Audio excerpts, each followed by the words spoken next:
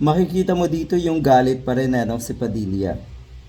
Nauna na pong sinabi ni Camille Villar na hudas etong si Escudero at si Villanueva. Kung natatandaan niyo po kung paano bigla na lamang sumipot etong dalawang ito sa magkahiwalay na pagkakataon sa session ng Senado. Ngayon naman, nakikita mo pa rin yung galit na itong si Padilla kay Escudero. Nabulilyaso kasi kayo. Yung sinasabi niyong great 13, solid 13, ayun, naging liquid.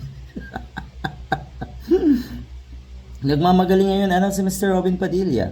Nako no, according sa base sa ating constitution, ang dapat daw mag-preside sa impeachment hearing nga or trial ay ang Senate President. Ang nababalita kasi posibleng si Senator Chis Escudero daw kasi nga abogado at hindi abogado si Senator Win Gatchalian. Yan ang rason nila.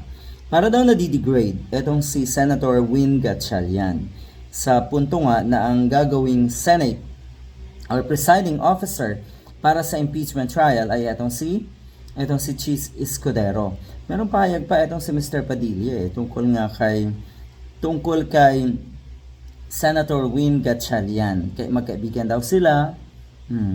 Nagpapakita daw siya ng suporta kay Senator Win Gatchalian o hindi talaga kay Escudero. Nandun pa rin talaga yung galit. Wala daw kasi silang personal na away.